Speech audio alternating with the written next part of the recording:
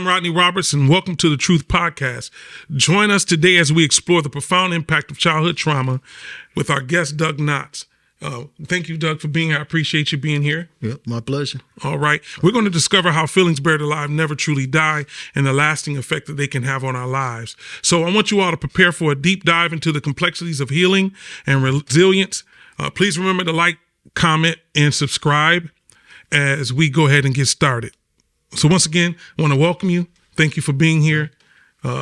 We were talking the other day, and I said, okay, he would be perfect to have on the podcast, especially because we realize, we've kind of gone through some of the same things in our lives, especially as we talked about childhood trauma.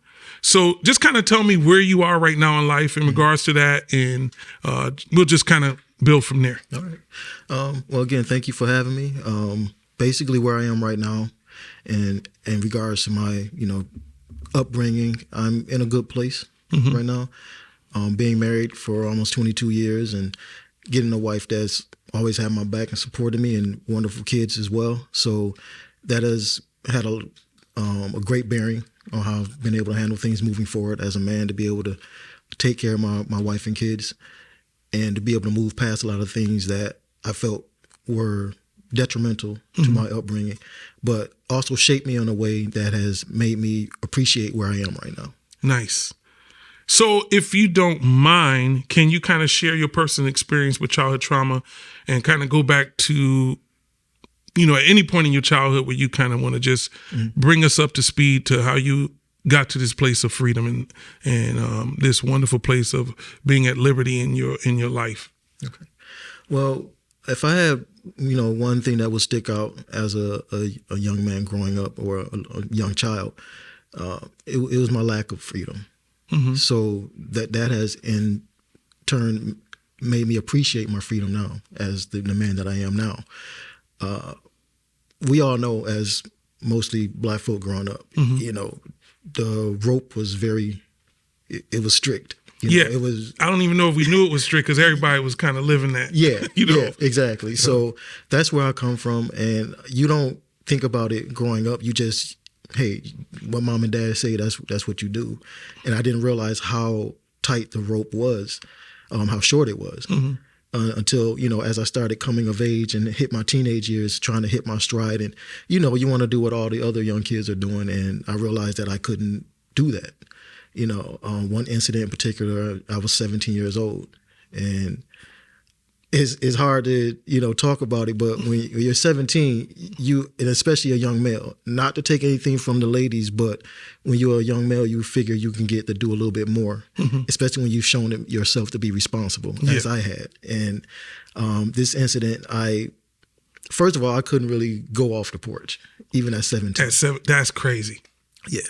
So this particular day, I had told my mom, which was my first mistake. I told her, hey, my friend is across the street. I'm gonna go over there and go talk to them real quick. And that was it right there. She was like, excuse me? I was like, yeah, I'm about to go talk to so-and-so right quick. Are you telling me, or are you asking? Is her response. So I was like, wow. And there was other friends around. My sister was there, and there was other friends around. And, you can hear the friends giggling and laughing. It's like, wow, really? So, of course, I had to retract my statement. It was like, well, I'm asking. She's like, okay, well, next time you need to know your place, basically. And she's like, okay, go ahead and go with your little friends. As, our parents so called them often, your little friends. So, but that kind of stuck out to me, because even younger than that, I remember being at home with my 1-year-old sister when I was like 4, having to babysit her. So I'm thinking in my mind, if I'm responsible enough at 3 that you can leave me alone for however many hours it was to watch my 1-year-old sister, why is it that now at 17, I can't just let you know what my plans are and you be okay with it? So that kind of, struck a chord in me.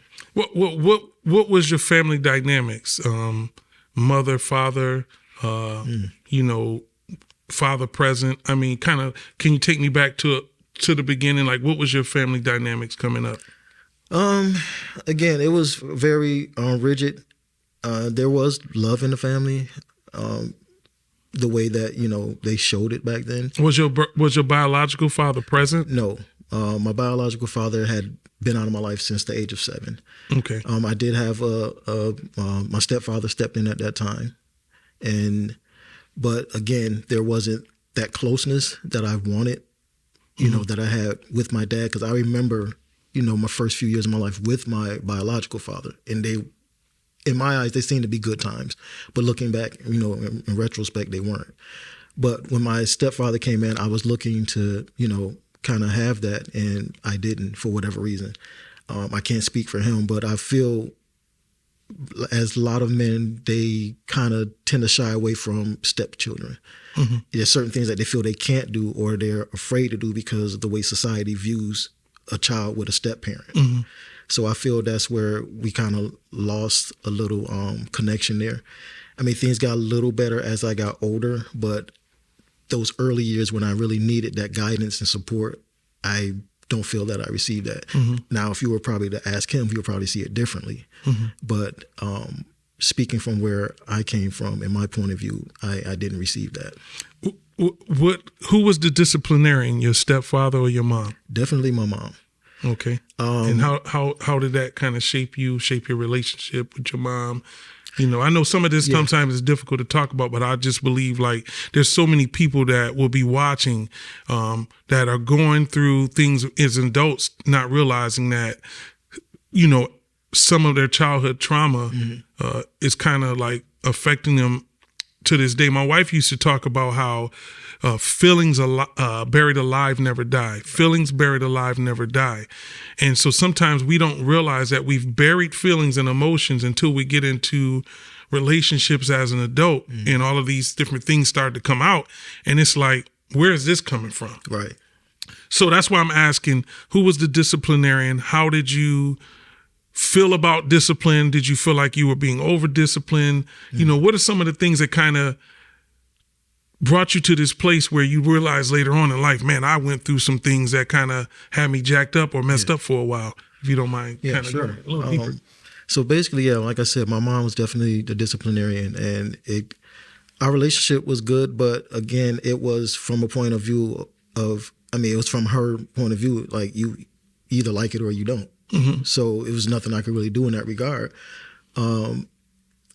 But there was a lot of times I felt I was getting disciplined for things that I didn't really necessarily feel I need to be disciplined for. Mm-hmm. One thing in particular was my sister was doing something that I had no idea she was doing, but because we were outside playing, it was assumed that I would be, her keeper. Mm-hmm. And I believe, and it's funny because we had this old green van. It used to be a Sears van. You could still see the Sears. Wait a minute, you can see the Sears letter. You can still see it. They scraped it off, but you can still see it. It was like, that's a Sears. They got a Sears, man. Yeah. But this one day we were outside, and we were on top of the van just playing. And I was inside pretending to be driving. My sister was on top of the van, but I didn't know she was playing with the wires above. Dang. Yeah, like the electrical wires? Yeah, the electrical wires. So my mother happened to be looking from the kitchen, and I had no idea. Next thing I know, she's calling us in. She called us both into the house. And what were you doing? Like, why weren't you watching your sister? I'm like, what do you mean, Mom? You're like, you didn't see her? She was up on the top of the van grabbing the electrical. It's like, Mom, so I didn't see it. And, of course, from that action came the discipline. Mm-hmm. We got, a spanking, whooping, or however you want to say it. And I'm pretty sure it wasn't no spanking. No, but I tell people I didn't even know the term spanking until I got around my white friends. Yeah, I was like, so that's what is that? A new term for. I was like, I got a whooping. Whooping. Yeah, straightforward. That's what it was. Yeah, and I'm like, it just baffled me because I'm like, okay, I mean, you could have just, I think you could have just spoken to me and, let me know the dangers of the situation and that I should have been more mindful of where my sister was. I didn't necessarily feel it should have been, that extreme. So do you, I'm sure you do. When you kind of look back, do you feel like that you were disciplined a lot of times for things that you didn't necessarily do, or for something that the adult themselves should have been taken care of and not a, you know, Yes. because I understand, like, man, listen, I was the only child, but I also had cousins, and I knew that if I was watching them and they didn't do what they were supposed to do, that I was going to get checked hard. You know what I'm saying? Exactly. So I'm like, I'm 8. I can't get Right. I can't get them to do what I want them to do. Yeah, and that is I'm glad you brought that up, because that's exactly how I was feeling. Yeah. Like, why are you not, you know, in that spot where you're placing me? I'm trying to be a kid. I want to go outside and play without having to, you know, be restrained by having to watch my sister or whatever, you know, younger sibling you have. And so I felt that they should have stepped in and been more present, as opposed to, you know, having me take the charge. And that happened quite a bit, you know, again, like I said, starting very young, when I was 4 years old, having to watch her at 1. Mm-hmm. And she wasn't a very easy child to maintain. You hear that, sis? Yes. Not at all. She was very... she was a child. Yes, yeah. Like, you know, and so I'm like, I don't have that. First of all, I don't have that disciplinary voice in me, and I don't have the ability to be able to do to you what your mom and dad would do to you. So it was very limited in what I could do to try to rein her in. So I felt kind of, you know, left out there. You know, I didn't have any kids, but here it is. I have a kid. I have a kid. Yeah. I know exactly what you.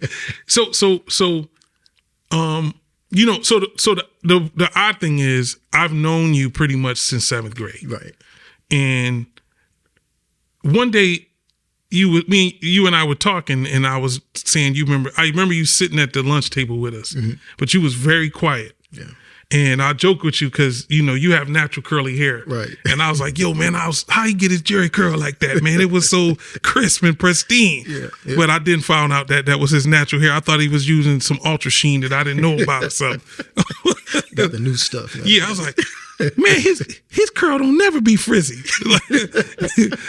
When he hit me with, nah, this is my natural hair, I was like, that's why it was perfect. So we used to sit at the table, and I said, you know, I noticed that when we did what we call the dozens or drilling, you didn't make a comment, and to some degree you laughed, but you laughed enough to not get attention with the laugh. Absolutely. And you was like, Rodney, you didn't see that I was going through this, and you know, if you don't mind expounding on some of the things that you were dealing with, that you was like, I want to laugh, but I ain't gonna laugh too loud because they ain't gonna get me. Yeah, well, because basically, like I said, I felt the way that I dressed and the way I came to school, I was just a target. So I tried to maintain minimal interaction with as many of the drillers as possible. Especially Lamar Howard, bless him. He was that dude, man. Him and brutal. Stefan Chapman, they've all passed on. But man. Yeah, they really would go in. Yes. So I stayed away from that, and I'm not blaming them, but I feel like there were certain things that I could have had, you know, that was required, you know, just the bare necessities. And I don't feel like I had a lot of the clothes that the other kids had. And well, parents always say, it's like, well, you don't go to school for such and such, you go to school to learn. And, you know, if they really your friends, I feel like I'm rehashing the Fresh Prince song. Parents just don't understand, but that's the reality of what my life was. So would it not having certain clothing, because I told you, I said I didn't even notice it, and probably because we all I just didn't notice it, right? And you probably, obviously you were more conscious of it, but what did it do to you as far as your self-esteem, your self-worth, things of that nature? Those years, especially high school years, not so much in, you know, grade school, but high school years, it made me a loner. I became more, you know, to myself. I stayed even when I went home after school, I would, you know, come home, take off my school clothes, and, you know, music. You were taking off the bad school clothes? I was taking off the bad school clothes because, you know, to my parents, they were good. You know, so this is what you're gonna have, so you better, you know, appreciate what you have, because, you know, there's no telling when you're gonna get anything else. So, you know, in that sense, you know, music became my best friend. So I was sitting in the house and I would just listen to music because being afraid to interact and socialize with, my peers because of how I felt and how I viewed myself. Now, again, looking back, a lot of my friends like yourself didn't notice that. But me looking at and internalizing, what was important to a teenager at that time. So, and that was, dressing with the Jordashes and, the troops and, those things of that nature from the 80s and early And the 90s. fly suede Pumas. There you go. Yeah. And the suede Adidas and the shell toe Adidas. Right. And you were able to rock your Adidas while singing my Adidas. Yeah. Oh, I'm sorry. Go ahead. See, I didn't have that option. So it's like, but there was a time where I did get the fly suede. You'll never forget them, black and silver Pumas. Man, You paid for them yourself? No, my cousin actually took me downtown to Goldstein's. Yeah, that's a throwback right there for anybody that don't know. Yeah, it's a Rochester thing. So right. Well, everybody got that spot in their city where you can go in and talk down the person and negotiate with them. Yeah. So if you went into Goldstein's and they was $30-something back then, which to hear that now, we like $30 for a pair of sneakers, and we was like. We went from $15 Chucks to, and the way you make it seem like you wouldn't even get the $15 Chucks. Oh, I had some Chucks. Okay, well, see, the Lord was blessing you, man. I had some You Chucks. didn't even tell me about the blessing. You had the Chucks. You could have wore the Chucks a little longer. You know what I'm saying? Yeah, but that's those were kind of like, they were okay, but everybody was moving towards the Adidas and the Pumas. So I wanted the Pumas and the Adidas. How do you think? And I know you're trying to be kind and not say certain things, but some of the whoopings, would you say were excessive and kind of affected you mentally at all? Oh, absolutely. And then also with the clothing and then all of the things. Listen, when you're a teenager, man, you just want to fit in. Right. So, this is not an indictment on your mom or anything, but just talking about how these things created some internal warfare that maybe other people didn't realize was there, but it was obviously there. So, did you do anything as far as acting out or rebelling to? Of course. Okay, well, can you expound on that, please? Yeah, it had come to a point where I, again, once I was 16, 17 years old, and the whole porch incident, I couldn't take it anymore. Again, I felt I was responsible enough and had shown that I should have, getting a little bit more leeway to be able to do the things that I, was asking for. And I ended up leaving home at 17. I think I was gone for maybe 3 or 4 days. And, that was rough in itself because I didn't really have anywhere to go. So I was sleeping on, friends' couches and stuff like that. And one night I pretty much stayed outside until like 3, 4 o'clock in the morning until, again, one of my friends saw me and I walked home with him. But it was just, I had to get away. I couldn't because then in those times, you kids were seen and not heard. You weren't going to speak to your parents about, how this is making you feel. So you internalized, you just dealt with it the best way you could. And the best way I saw fit at that time was to just leave the environment. Well, just run. Yeah. Run with no plan. Run with no plan. Yeah. It was very disheartening because I couldn't get them to understand that here it is. My grades, they weren't excellent, but I wasn't failing. My grades was good. I was very responsible. Anytime they asked me to do something, it was done. I was one of those rare kids that would do chores without being asked. It took some time to get to that place. Yeah, you amazing. But I had to be asked and bust upside the head. Yeah. But go ahead. You were amazing. Yeah. You was like, I ain't getting busted in the head, Rodney. But that's what I'm saying. It took some time to get there because after getting busted in the head so many times, you don't want that. So it was Saturday morning. I think something was wrong with me. Yeah. Because I used to be like, what's the worst going to happen? Yeah. I'm going to get whooped. Okay. Yeah, exactly. Yeah. So, but no, you said the Saturday morning. Is that like a black family staple? It has to be, because everybody talk about that, right? Yes. And I was up early, me and my sister, at 6:30, 7 o'clock, because we wanted to be done to be able to watch our cartoons and then be outside the rest of the day. So that became a staple within me because I wanted to be able to do those things, and I didn't want anything to hinder that. But then there would be those times when it didn't matter, because Yeah. if they decided that you weren't going to do that, then you weren't going to do that. So I gotta ask you. I know I'm trying to break up the monotony with a little. Did you listen to Saturday's Back Down Memory Lane on WDK? Of course. While you clean? Of course. While you wash walls? People don't know nothing about that, washing walls. You know, yeah. And I'm talking about washing the walls by hand. All the detail work. Yeah. With what was that? Ammonia.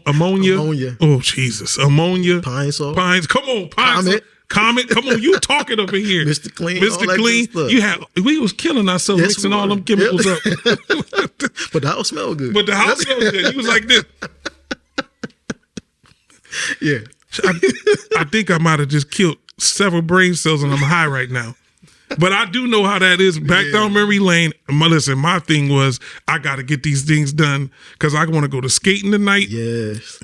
I also want to make sure that I can watch wrestling because it would come on Saturday mornings. That's right. Yep. And I was like, so I got to the point where sometimes after getting busted in the head a few times, I started cleaning on Friday night because I didn't want my son Saturday interrupted. Yeah. But my mother, boy, she I don't know if they knew they was making up concoctions that could kill people with all those different smells. But okay, so you run away. Obviously you come back home. You said 3 days. Yeah. How did things change for you coming back home? And again, I'm glad you asked that, because that's when it seemed like things were shifting a little bit, because we finally did have a talk. The last night that I was out, they had actually rode by me and was trying to get me to get in the car with them. And I was like, no, I'm good. And I just continued on. Because you said I'm good. You weren't good. You're like, it's cold out here. It was. Yeah. And it was like, but I wasn't going to let them know that. Yeah. So, but she did her best, and she's like, fine, whatever, whenever you're ready to come back home, the door is open. So finally, when I had enough of the cold and sleeping on different couches and stuff, I went back to the house and we all sat down, we had a talk. And I told them exactly where I was coming from, what I was feeling. Yeah. And I spoke to them and said, I'm 17, I'm almost 18.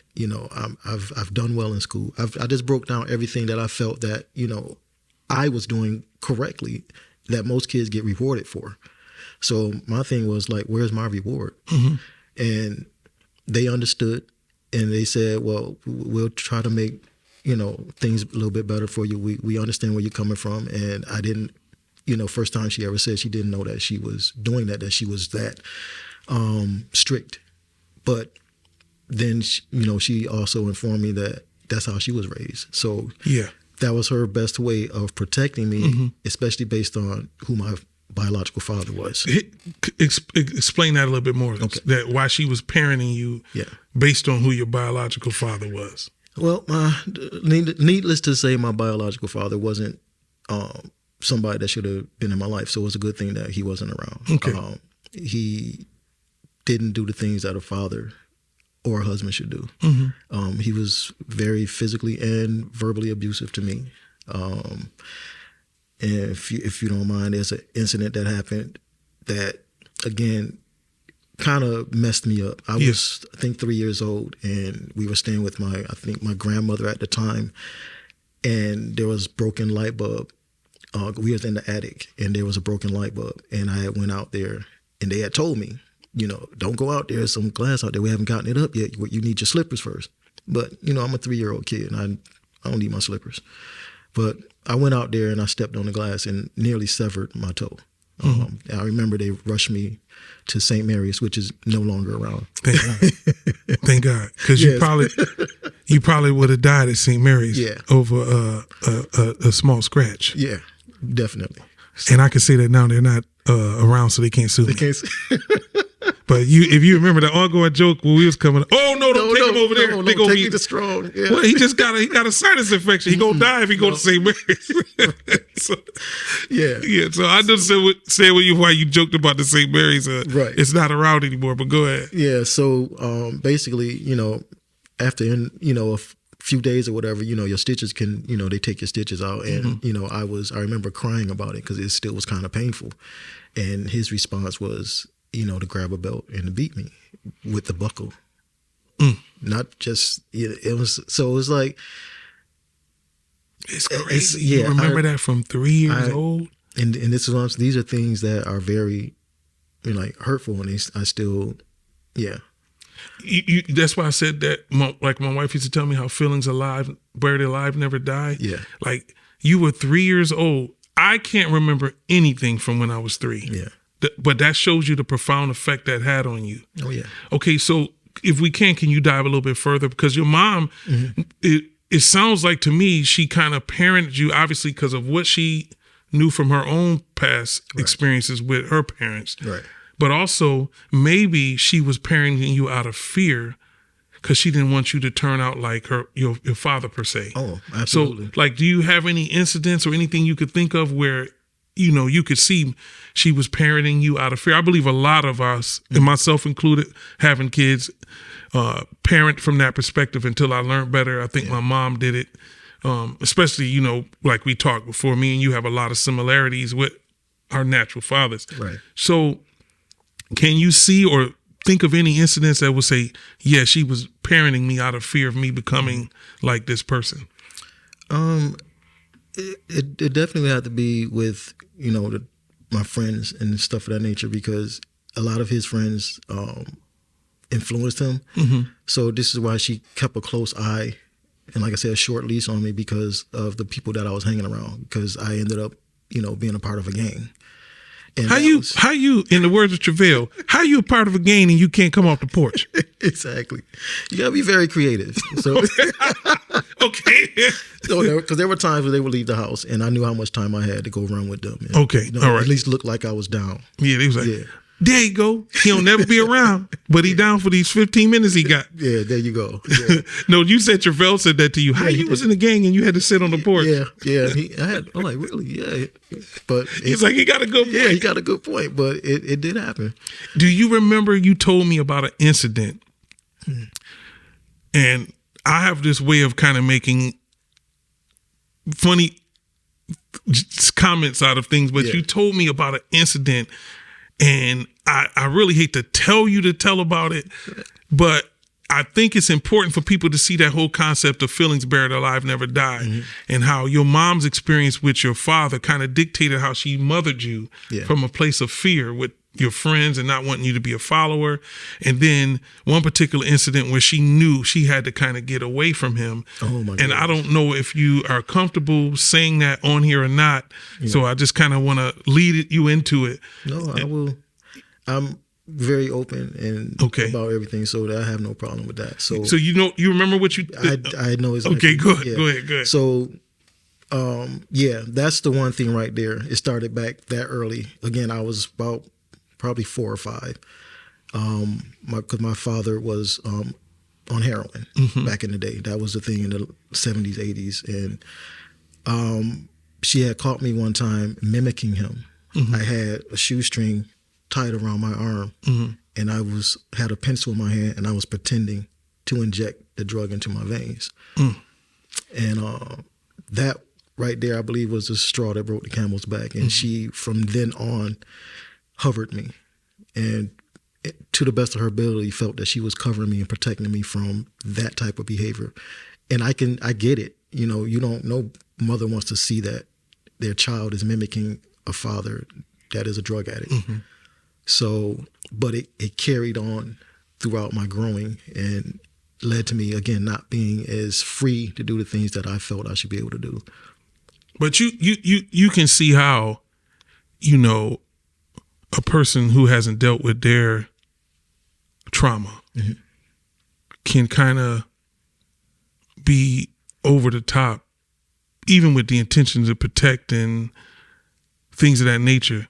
Because like I know if I walked in and I saw my son mimicking anyone in my family that was a drug addict, and I mean, you said 5 or 6 or around 4 or 5. 4 or 5. Yeah, I probably would have just lost it. And I make levity out of certain things. Like I know if I'd have walked in, and especially you'd have gone, oh, he got to go. Yeah. He got to go. My man slapping looking for a vein. Yeah. He got to go. Yeah. When I did that to you, you was like, so y'all have to forgive us sometimes to kind of to kind of get through your pain, you know, and overcome it. You got to laugh at it because who does drugs around their son to where they can see it, you know? And when you made the comment, he wasn't in your life, and thank God he wasn't, it's like, what would you have been exposed to? Oh, absolutely. Yeah. I think about that every day.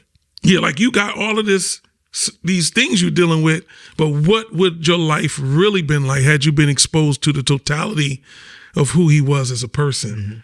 So it's like, kudos to mom for saying, you gotta go. Right. And also for you to become the man that you've become, and you didn't use drugs, and you didn't die in a gang, and you know, you're a great father, a great husband. You've been married, you said 22 years. Like, that is the most amazing thing. Like, you know, I've been through physical abuse. I mean, bad physical abuse, beat with boards, extension cords. And I really believe that in some kind of big way, it shaped me in a way that made me a man that I understood how to love my kids just by doing the opposite of what was done to me. Right. Not perfect, but like I always tell my kids, I'm not perfect, but I love you perfectly. Like, I'm gonna give you everything I got every day. You know what I'm saying? That's right. So I ain't perfect, but you'll know I love you perfectly, which means I love you flawed and all, because I need you to love me flawed and all. Exactly. But okay, so you run away. When do you leave the house, and why? Did you leave kind of like early, or did you wait until you waited till you graduated in high school or whatever? How does this look? How did that look? When I left for good, or the time that I ran away? Well, the 3 days don't count. You came back. All right. You punked out, and you punked out, and you came back. Yeah.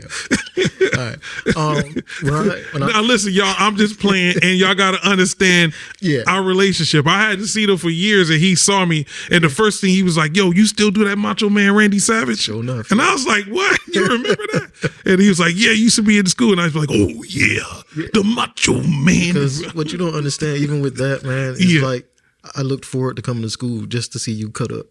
Because that was, you know, some light in my life. Yeah. You know what I'm saying? Just those small things. Wow. So, yeah. That's just to see me, just to see you act the fool. Yeah. And also the drilling that was going on, but you know, from a distance. Yeah. You like Jabari with the drilling. I said, Jabari, why wasn't you drilling? He said, you didn't realize the clothes I had on. And he said one day he was laughing real hard off a joke, and the person said, "What you laughing at?" He said, "Nothing." He said, I'm gonna shut that down right now. Yeah. Y'all, it's so funny thing is, you said this to me, and then I had a visual of you in my mind. You said, Rodney, you don't remember I used to wear like karate shoes and stuff to school? And then I had a visual like you had on karate shoes and your ankle pants was real tight at the bottom, like breakdance pants from Electric Boogaloo or something like that. Was that a true visual that I had? A very true visual. I had the parachute pants with the kung fu shoes. I thought you were just breakdancing. That's why I told you I didn't think nothing of it. I said, man, he take breakdancing very seriously. I wasn't a very good breakdancer, so you know, I was. Well, you know, I was like, he ain't gonna house me. And people don't know what that means unless you from that era. But I like he got his whole housing gear on. He gonna come up and just house me. So I wasn't about to drill you. But like, look at you with your breakdance clothes on. Then you'd have just said, no. You would have just came out and hit me with some Electric Boogaloo or something. So that's why I didn't think of it. Yeah, because people were wearing those things. Exactly. Yeah. And you know, obviously you felt uncomfortable because you wanted to do some other things, right. But I just was like, he ready to house somebody every day. He gonna serve them every day. Every day. Yeah. And you said you wasn't even a good break dancer. Nope. Well, you a good actor though. I can fake it. I can definitely fake it. You be like, you don't want none of this, son. I got my stuff on right now. I just hope nobody take me up on it. Nah, I don't do that during school hours. So we all right. There you go. Yeah. But no, And it's funny, like I said, he got a tear coming out. Because it's so funny, man. I'm sorry. He's always had me in tears. And man. you know what? The bad thing is I got to stop because I got to focus on what we're doing. Because, once I get going, I just won't leave it alone. Yeah. But I was just like, Doug said he had on Kung Fu sneakers and a breaking pair of pants. And I didn't think nothing of it. Like, listen, you dress way better than some people. Like, I don't want to say his name, but the dude that was the best driller in the school wasn't the best dresser. He was not the best dresser, but maybe that's how he learned how to drill. Because if listen, real talk, because I love him so much, we all love him. Loved him. If Lamont Howard had lived, he'd probably be one of the greatest comedians today, hands down. Yeah. Man, yeah, him and Stefan Chapman. Stefan, remember he had the craters in his face, and we was sitting there and they was drilling, and Lamont said, "Shut up! It looked like you got smacked in the face with a cactus plant, bruh." I said, "Oh, he can't come. He can't win." That, yeah. And he ate him up. But the next day, Lamont came back. He was ready. He was ready like every day. Our whole lunch was just lit like that every day. Yes. But I was sitting there saying, Doug had on. He said he had on Kung Fu sneakers, and I thought about it. My cousin Myron wore them too. So that's why he wore them to school. But he thought he was a real ninja, though. See, I wasn't taking it that far. No, he had a full ninja suit with stars and stuff that he was throwing at people. Oh, see, The Last Dragon must have just came out or something. I don't know. I don't know. This is the honest truth. He used to hide in trees. And I'm like, man, what you doing up there? Get out from there. He was like, you ain't see me. Obviously, I saw you if I just told you to get. He told me, but you ain't see me right away. Oh, man. You didn't jump out the tree, so I saw you. You suck as a ninja. Get out the tree. I'm going to tell Mama if you don't get out that tree. Oh, my goodness. This is the stupid stuff. I said, he done jumped in the tree, and I said, get out that tree. Tell me, but you didn't see me, though. What? I just saw you. Oh, my God. I'm about to, when I say Mom, I'm talking to my grandma. I'm about to go tell Mom if you don't get out that tree.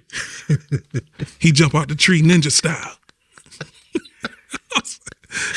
He was like, you ain't see my weapons. And he pulling all these. I was like, man, you gonna go to jail carrying that stuff. You black in America. You crazy?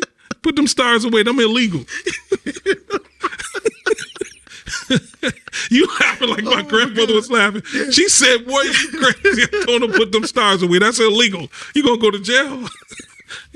You get pulled over in that ninja outfit, they start searching your doggone outfit. He had nunchucks in there. Oh, no. He had stars in there. What were some things they look like forks? You know what I'm saying? Oh, it was the oh my God, the ninja knives, the katanas or something. Katanas, I can't think of the name. You had them shoes on it to bring it back to your memory. But I'm like, Ev, how you get all that in your uniform? They got pockets inside of them. No, it's like he got two katanas, he got nunchucks, and he got stars in all these special little pockets. And he throw them and they don't stick to nothing. They don't stick. I was like, you can't even stick them against a wood wall. You gonna throw it at a human. But let me leave that alone. So when did you move out of your house? Yeah. When I left first time, well, let's go permanently. I got married, my first marriage. Wait a minute. Only reason why didn't you tell me you moved out while you was in high school though? Oh, I did. Okay. Yeah. Shortly after that conversation we had, like I said, things got a little better, but of course they reverted back. Mm-hmm. So by the time I got to senior year, a good friend of mine who had already graduated high school had gotten a place and whatever, and he's looking for a roommate, and I was like, oh, yeah, I'm your guy. You had a job? Yeah, I was working Pizza Hut back in the day when it used to be on Charlotte Avenue. I know exactly what you're talking about. Yeah. Yep. And I was going to school and also trying to play a sport. I ran track briefly, but of course having your own place, your grades start to slip, so that means you can't run track. Well, also you and you got to eat. And you got to eat. Yeah. See, so it's a different. Like, do I do track? Yeah. Or do I eat? Yeah. So And since they ain't giving out food at track, Right. I'm not going to have to, Yeah, gotta let it go. because doing track make you hungrier. Right. You getting home and you got it. Well, you worked at Pizza Hut though. You was getting Well, I was right? getting a lot of free pizza, and back then I could eat it all day and not gain an ounce. So Try that now. yeah, I ain't doing it now. I look at some pictures. I showed my wife some pictures when I was in high school. She's like, I can't believe you was that skinny. You look a little sweet. I was like, man, so if I lose weight, I'm gonna look sweet. Guess what I'm gonna do? I'm gonna stay fat. Stay fat. So wait a minute. Yeah. So you had the Pizza Hut gig. So you was gonna have something to eat anyway. Yeah. And how was that being on your own? That had to be a little tough though. It was, especially not totally being prepared and not as responsible as I thought I was. Because it was plenty of times that I had to, get some help with the rent, my share of it. So, because I often did things I wasn't supposed to do, because now I'm thinking, oh, I'm grown now. But that comes with responsibility. So, in a sense, I was looking back at how my mom was raising me. It's like, oh, okay, she was right. You're not ready for this. So, but anyway, it was only about 3-4 months, and then I ended up going back home. But it was near the end of It was near the end of the school year. It was my senior year, and I knew I was immediately going to the military after that. So, yeah. Oh, really? Yeah. I wouldn't take you for a military person. Yeah, and I chose the toughest, the Marines at the time. So, yeah. So, do you make that decision as another way of trying to escape? Absolutely. When you got there, did you realize this might have not been the best choice? Not the best for choice. Escaping. Yeah, because now you 24/7 you got eyes on you, and you got to ask permission to even go use the head, which is what they call in the military the bathroom. So you went from strict to strict. Maybe that wasn't that strict. Right. Yeah. Okay. But at the same time, though, looking back at it, I felt I could use the discipline part of it. So for that reason, I thought it was good. But yeah, the other stuff wasn't thought out too soundly. But, how long did you serve? Well, I was in boot camp for like 6 weeks. They discovered I had a heart murmur when I got down there, which I don't know why they didn't discover it when I went to the Buffalo MEP station. But in any case, they found that and gave me a discharge for that. So it wasn't a bad discharge, and it wasn't. It's like a medical discharge? Yeah. So it's like I still had the opportunity to go back in if I want to. So it wasn't you can't never come back in. So do they consider you a veteran? No, because you have to complete boot camp training. So if you would have completed boot camp, yeah, you would have been considered a veteran and eligible for whatever. Right. That's crazy. Yeah. They should have been like, man, go ahead and give it to him, man. He ain't want to leave, but right. Okay. Right. So you was about to go into you got married. Must sound like you got married young. Yeah, I got married at 22. Well, that ain't. Well, I got married at 23. Yeah. But and yeah, because thinking about it now, Tammy was 22 when we got married. Okay. So, but it's a difference with men and women, and I saw that marrying her. But at 22 was my first marriage, and that one lasted for 7 years, which produced 2 awesome, young men. But again, that was something that I was kind of like forced into. It was like a shotgun wedding because, of course, she was pregnant. And, back then, you're going to do right by her. So her parents would push you. You're going to do right whether you want to, and they don't care if you're going to have a bunch of stuff that you understand what I'm saying. Like, yeah. So you go into this wet marriage, no counseling. None. Just to kind of fix the she's pregnant piece. Right. And obviously you, more than likely, some of your childhood trauma probably started manifesting in the marriage. Of course. As well as hers as well, probably. Yeah. So what does that look like? Well, again, if you feel like you're going to be done data if you say certain things. Oh, no, not at all. I don't want you to, I don't want to preach your funeral, but I will. No, trust me, I'm good. And I'm going to tear it up. I know you will. I'm telling you, they be like, my God, that man preached. Yeah. But what happened to Doug? Man, somebody jumped out the bushes on him, but Rodney preached it though. Go ahead. But No, so I get married to her, and like I said, because she was pregnant, but 3 weeks after the wedding, she lost the baby. So anybody else, I'd have been like, that's my out. And I did think that for a minute, but I was like, I can't do that. The upbringing that was put in me, that part of it was like, that's not right. Let's try to make it work. Because I didn't love her.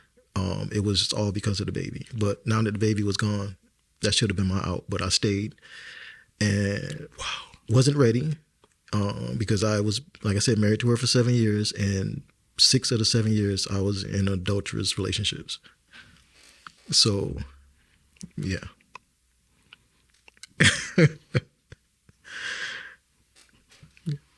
Yeah, I know. I didn't expect you to say that. Yeah. Okay. Yeah.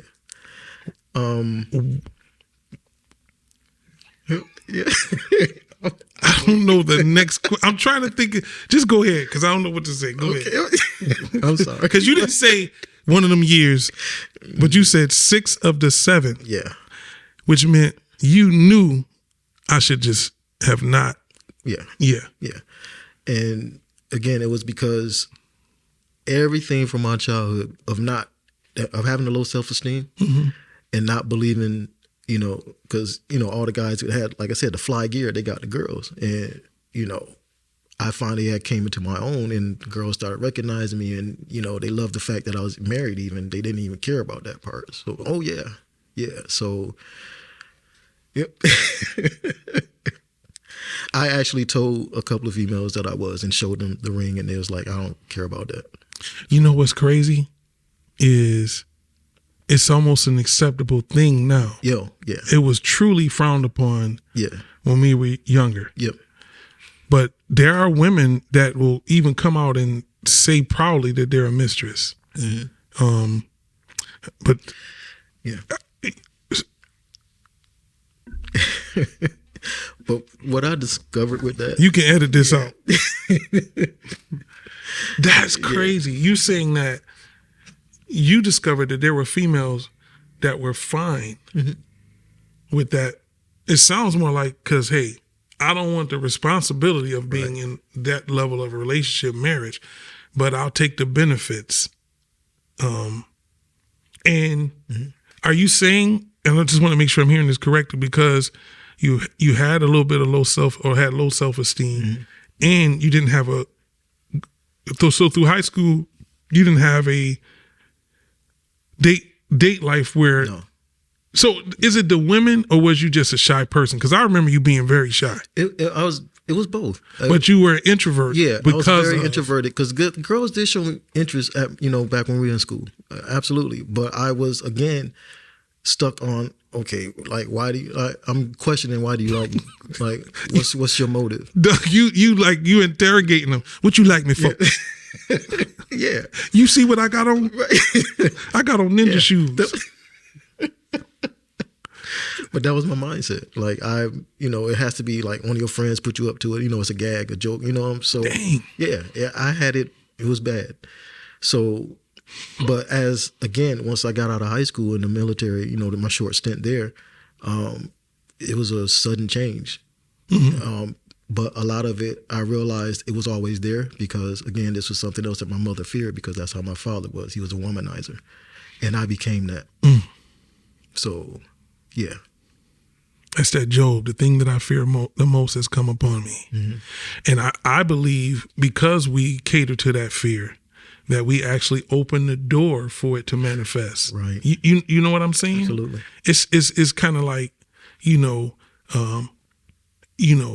so a man thinketh in his heart, so is he. So the more you meditate on the thing, you actually begin to see it come to fruition in your life. That's why it's very careful.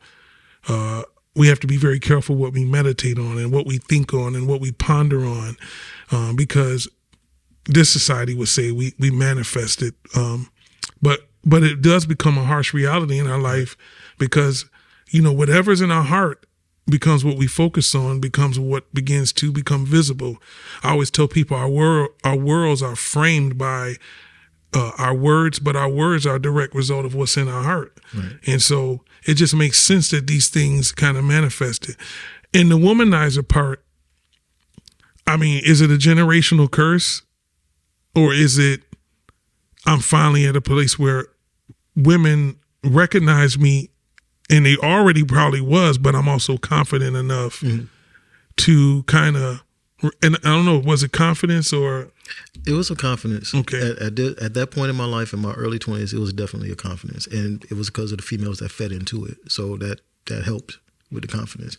I mean, the generational thing was there too, because again, all my uncles and my father, and it's on both sides of my family, my mom's side and my dad's side. So the men were very, friendly with the ladies. So, but. And you had that natural Jerry curl, so that didn't help none either. No, I'm just yeah, I mean, well, yeah, I was told that, like, ooh, he got that good hair. And let my soul glow up in this joint. I told you, man, it was two people in school, you and Vincent Watson. And I was like, man, that Jerry curl is so perfect. And then when I went to Rushy Red, my boy Kendall, he had the curly hair. But by then, y'all already had broke it. I was hip. And I was like, that ain't Johnny Gill. That's curl. That is actual natural. Yeah. But he thought he was Johnny Gill when he was in high school. Oh, my goodness. So you and your wife, at the time, y'all get a divorce. Yeah. So she was faithful through the whole process? No. Yeah. See, like I said, the first 6 years, I was the adulterer. And the last year, she had turned the tables. So... How'd you like it when the tables got? Oh, I didn't like it. Okay. I didn't like it. I was so arrogant that I said, you have the nerve to cheat on me, because I really was feeling myself at the time. So, yeah.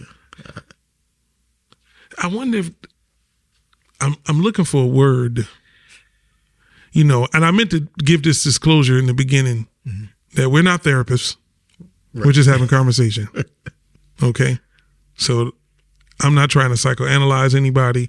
I'm just trying to show people that we're more alike than different, in that if we kind of come forth and just kind of talk about our process, we may be able to help some other people kind of make it through theirs. Right. Because the truth of the matter is, you mentioned earlier that you've been married 22 years. How did you,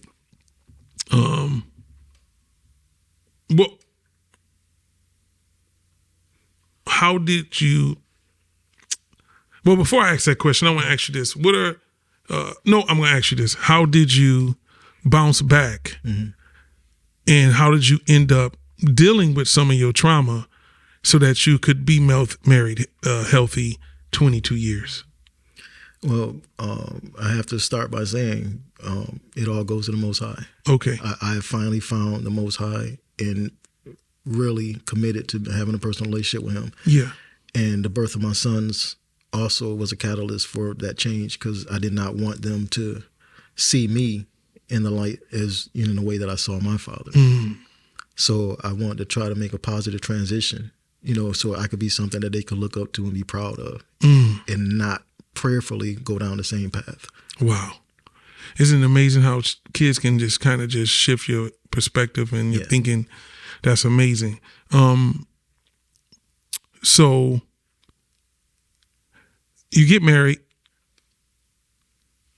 Before you get married to Tammy. I mean, obviously, I had probably a courtship time. Yeah. You told me a story how you were confronted with some of your trauma on this road trip. Do you mind talking about this road trip and kind of like what you learned about yourself? Yeah. All right. So when me and my current wife first got together, she was still in school, but she had to go back to Oklahoma, which is where she was in school. And we drove down there to get a few of her things from storage. And on the way, we got a little turned around in St. Louis. And it was because me being who I was at the time, arrogant and pig-headed, was telling her that this is not the exit. She kept telling me, no, it is the exit. You need to drive a little further. Well, this is before GPS. This is way, yes. We're talking about 2000. This is when you got a map in your hand. You got a map, or you got MapQuest, or whatever the directions to try to follow. And they weren't very clear. So, but me being who I was like, no, I'm adamant that this is the right way. But she's like, how can it be we keep getting off at the same exit? This is not the right way. You need to keep going. You don't see that we keep getting off on exit 10? 10 again? Yeah. 10 again? So with me being, like I said, the way that I was, which is why I said I'm grateful to the Most High, because the relationship could have ended then because the way I was acting. I decided I'm done. I got off the exit for the third or the fourth time and pulled into a parking lot and was like, we just going to sit here. Like, either you're going to get over here and take over since you want to take over so bad and drive, or we can just sit here. And you was wrong. I was wrong. Yeah. You was like, you could drive since you want to give all the directions out. Yeah. And have me lapping around in circles. So, but Tammy being Tammy, she called my bluff. So she like, I guess we're going to sit here then. So, so finally, once I realized, okay, she's not going to take this seat. And we've already lost a couple of hours. All right, okay, let's pull the paper up again. Let's just go and do it your way then. She's like, okay. So I pulled off and she was like, paper is telling me you got to go here, and shrugged it off like, okay, fine. Go that way, and everything was good. So, but did you ever say, you know, babe, you gotta drop it down to that Barry White? You know, you was right. Nope. So you held on to it? I held on to it. Why did you? What from your childhood could you see in that moment when you finally got clarity? Like, I responded this way because of this. Again, it has a lot to do with the way things were in my household. I never really saw anyone apologize for anything.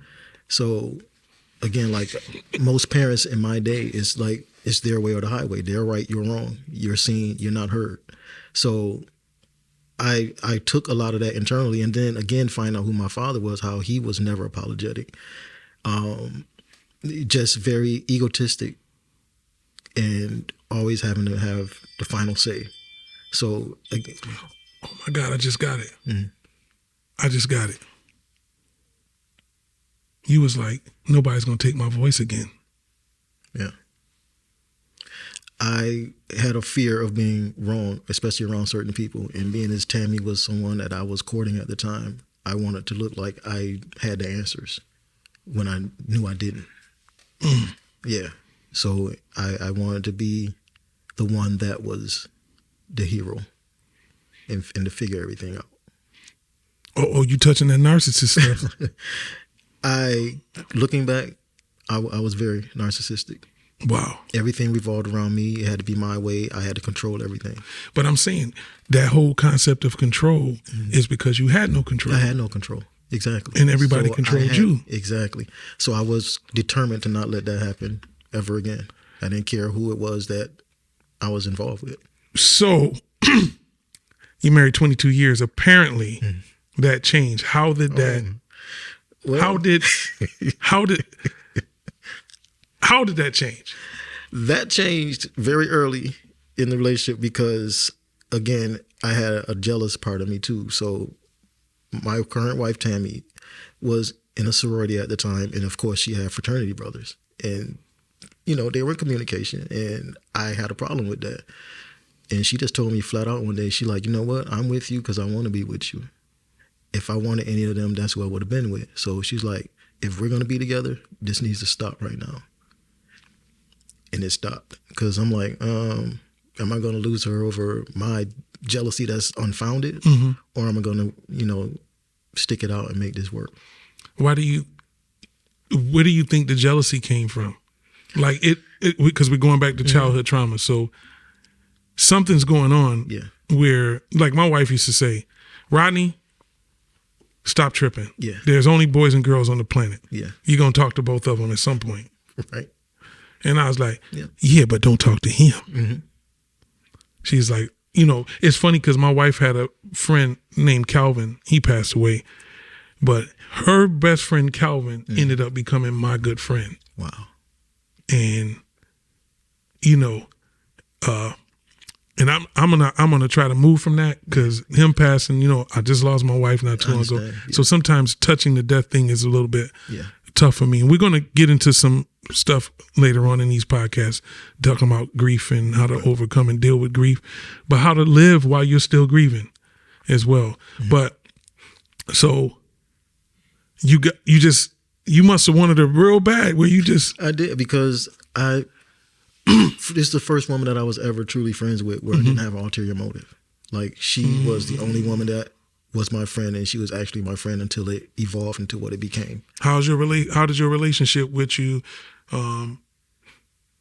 continue the healing process from your childhood?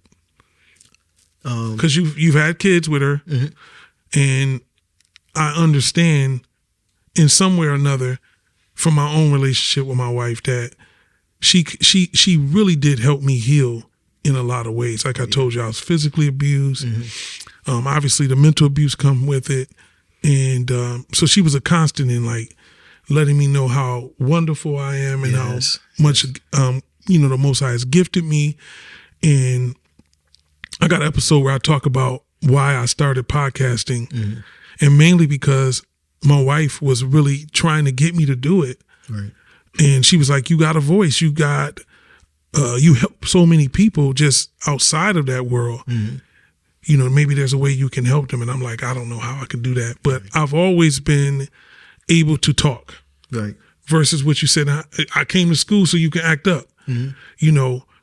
My sons play basketball for CYO.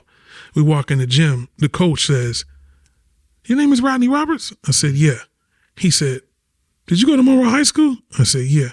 He said, dude, my mom came home and talked about you every day. She said you used to keep her laughing, and she used to be like, you got 5 minutes before class started. And really, she did. Before class started, she gave me 5 minutes to tear the building down. And she just, he said, my mom talked about you every day, to the point I felt like I knew you. When I saw your name, it was your son's name, obviously, because he's a junior, but I was like, I wonder if this is the same person. Yeah. Listen, man, I saw Miss Castle. I hadn't seen her since 10th grade. That would have been 87. I saw her at Cracker Barrel this summer. Dude, I seen her, and when I saw her face, I just bust out crying. Wow. And I told her she didn't know what she was doing in my life and how she was empowering my voice. And I always tell people, I believe them 5 minutes is her letting me understand my calling. Right. And I just cried and cried. My wife was with me at the time, and she said, you look like a plum maniac in here. What, you was snotting, and I just couldn't stop. Yeah. So that's what I'm saying. Can you point to a specific time in your marriage where you feel like this kind of really helped me heal in this particular area as far as childhood trauma? Basically just the fact that we both shared in that, and we talked about it often, constant communication about how I was feeling. A lot of times it was, again, because of me still learning who I truly was, and I still would revert back to that, and it was her reinforcement of who she already envisioned me to be that she kept pouring into me. So that in turn caused me to look, internally at myself and realize, okay, what are you doing? You're trying to do better, but you're still reverting back. Like, what is it? And it's because I still had not dealt with a lot of things that I grew up with.